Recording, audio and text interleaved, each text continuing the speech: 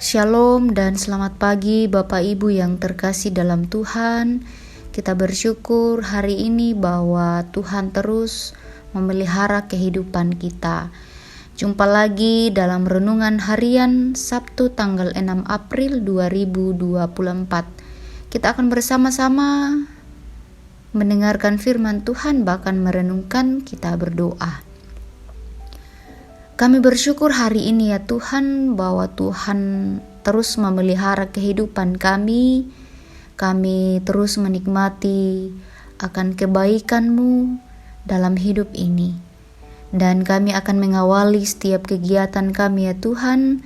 Namun kami menyadari bahwa kami adalah manusia yang terbatas dan penuh dengan kelemahan. Kami mohon tuntunan dari Tuhan. Kami akan mendengarkan firman-Mu.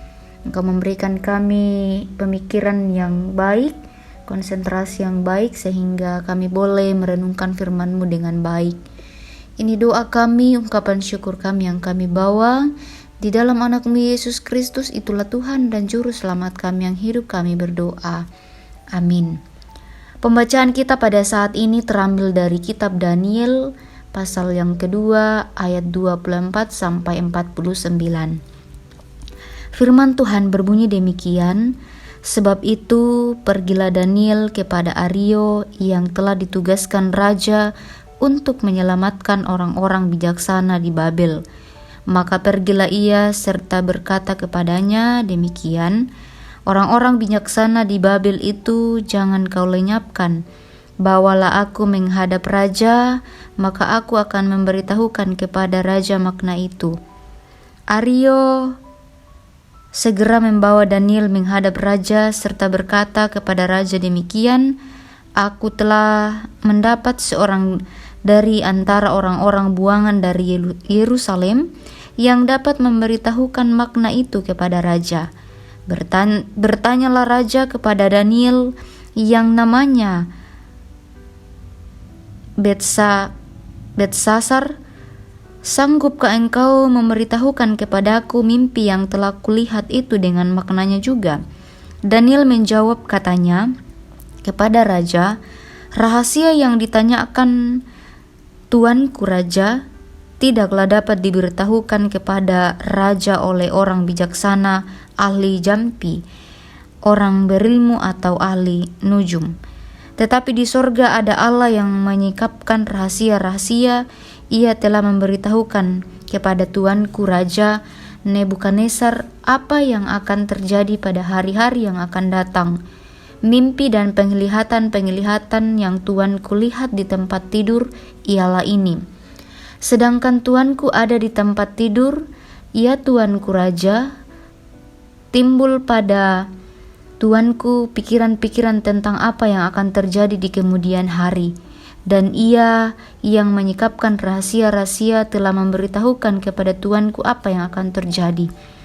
Adapun aku, kepadaku telah kusingkapkan rahasia itu, bukan karena hikmat yang mungkin ada padaku melebihi hikmat semua orang yang hidup, tetapi supaya maknanya diberitahukan kepada tuanku raja, dan supaya tuanku mengenal pikiran-pikiran tuanku. Ya raja, tuanku melihat suatu penglihatan, yakni sebuah patung yang amat besar. Patung ini tinggi berkilau-kilau luar biasa, tegak di hadapan tuanku dan tampak mendasyaratkan. Adapun patung itu, kepalanya dari emas tua, dada dan lengannya dari perak, perut dan pinggangnya dari tembaga, sedang pahanya dari besi dengan kakinya sebagian dari besi dan sebagian lagi dari tanah liat. Sementara tuanku melihatnya terungkit lepas sebuah batu tanpa perbuatan tangan manusia, lalu menimpa patung itu tepat pada kakinya yang dari besi dan tanah liat itu sehingga remuk. Maka dengan sekaligus diremukkannya lah juga besi, tanah liat, tembaga, perak dan emas itu, dan semuanya menjadi seperti sekam di tempat pengiringan pada musim panas. Lalu angin menghembuskannya sehingga tidak ada bekas-bekasnya yang ditemukan, tetapi batu yang menimpa patung itu menjadi gunung besar yang memenuhi seluruh bumi. Itulah mimpi tuanku yang sekarang maknanya akan kami katakan kepada Tuanku Raja, ia Tuanku Raja, Raja segala raja, yang kepadanya oleh Allah semesta langit telah diberikan kerajaan, kekuasaan, kekuatan, dan kemuliaan. Ada yang ke dalam tangannya telah diserahkannya anak-anak manusia, dimanapun mereka berada, binatang-binatang di padang dan burung-burung di udara, dan yang dibuatnya menjadi kuasa atas semuanya itu. Tuanku lah kepala dari emas itu. Tetapi sesudah Tuanku akan muncul suatu kerajaan lain yang kurang besar dari kerajaan Tuanku. Kemudian suatu kerajaan lagi, yakni yang ketiga dari tembaga, yang akan berkuasa atas seluruh bumi. Sesudah itu akan ada suatu kerajaan yang keempat, yang keras seperti besi, tepat seperti besi yang meremukkan dan menghancurkan segala sesuatu, dan seperti besi yang menghancur lulukan. Maka kerajaan ini akan meremukkan dan menghancur lulukan semuanya. Dan seperti Tuanku lihat kaki dan jari-jarinya, sebagian dari tanah liat tukang periung, dan sebagian lagi dari besi. Itu berarti bahwa kerajaan itu berbagi. Memang kerajaan itu juga keras seperti besi, sesuai dengan yang Tuanku lihat besi itu bercampur dengan tanah liat. Tetapi sebagaimana jari-jari kaki itu sebagian dari besi dan sebagian lagi dari tanah liat, demikianlah kerajaan itu akan menjadi keras sebagian dan ramu sebagian. Seperti Tuanku lihat besi bercampur dengan tanah liat, itu berarti mereka akan bercampur oleh perkawinan, tetapi tidak akan merupakan suatu kesatuan, seperti besi itu tidak dapat bercampur dengan tanah liat. Tetapi pada zaman raja-raja Allah semesta langit akan mendirikan suatu kerajaan yang tidak akan binasa sampai selama-lamanya, dan kekuasaan tidak akan berlari lagi kepada bangsa lain. Kerajaan itu akan meremukkan segala kerajaan dan menghabisinya, tetapi kerajaan itu sendiri akan tetap untuk selama-lamanya. Tepat seperti yang Tuanku lihat bahwa tanpa perbuatan tangan manusia, sebuah batu terungkit lepas dari gunung dan meremukkan besi, tembaga, tanah liat, perak, dan emas itu.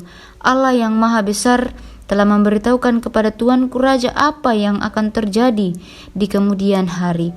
Mimpi itu adalah benar dan maknanya dapat dipercayai. Lalu sujudlah Raja Nebukadnezar serta menyembah Daniel, juga ditanyakannya mempersembahkan korban dan bau-bauan kepadanya. Berkatalah Raja kepada Daniel, sesungguhnya lah Allahmu itu Allah yang mengatasi segala Allah, yang berkuasa atas segala raja, dan yang menyikapkan rahasia-rahasia, sebab engkau telah dapat menyikapnya rahasia itu.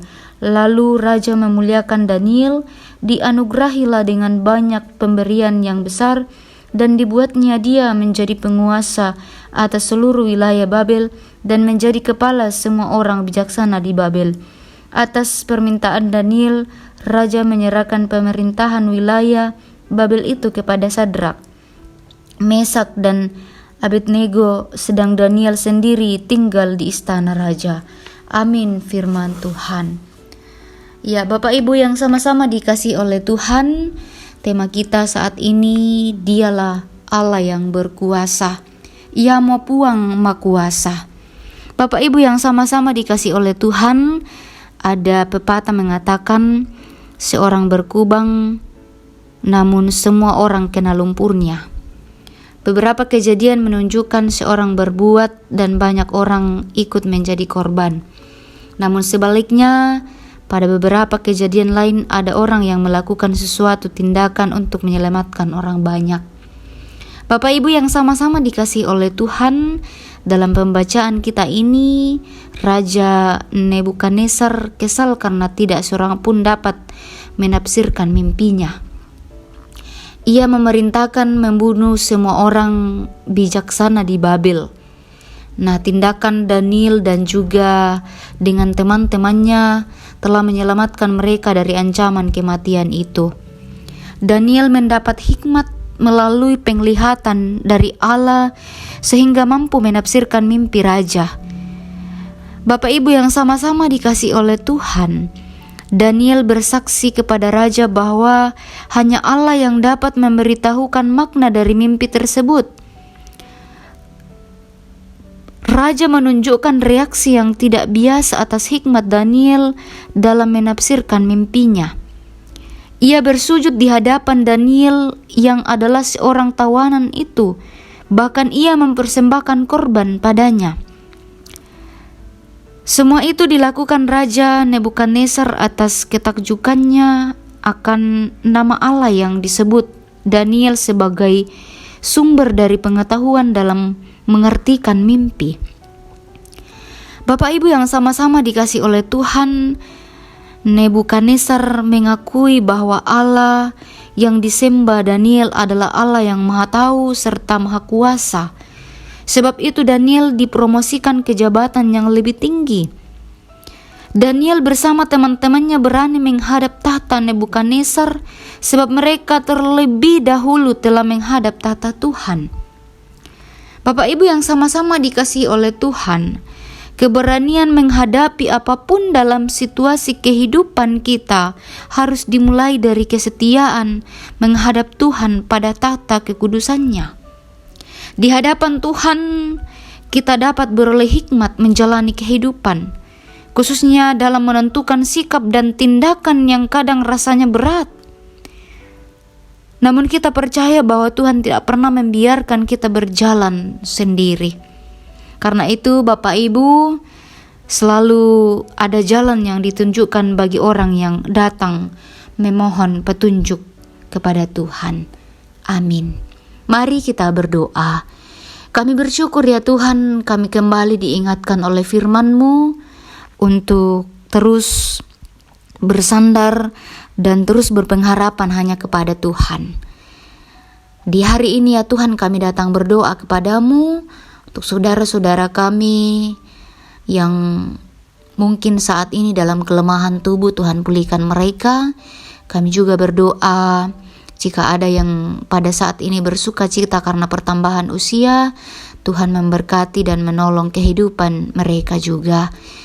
Kami mendukung juga dalam doa untuk orang tua kami dalam masa tua mereka.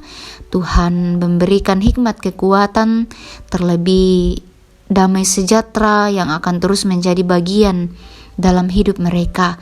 Dan mereka terus bersuka cita menikmati kehidupan anugerah Tuhan, bahkan untuk terus memuliakan nama-Mu. Kami berdoa untuk bangsa dan negara kami. Tuhan peliharakan pemerintah kami sehingga dapat memimpin bangsa ini dengan baik, dan dari dalamnya ya Tuhan mereka takut akan Engkau dan terus mengandalkan Tuhan untuk menjalankan setiap tanggung jawab ini. Kami berdoa ya Tuhan untuk aktivitas kami saat ini, semuanya kami serahkan ke dalam tangan pengasihan Tuhan. Kami percaya di dalam tangan kuasa Tuhan, Tuhan yang akan terus mengendalikan setiap kehidupan kami. Ini doa kami, harapan kami kepadamu, di dalam anak-Mu Yesus Kristus, itulah Tuhan dan Juru Selamat kami yang hidup, kami berdoa. Amin. Terima kasih Bapak Ibu boleh mendengarkan firman Tuhan hari ini melalui renungan. Tuhan Yesus memberkati. Amin.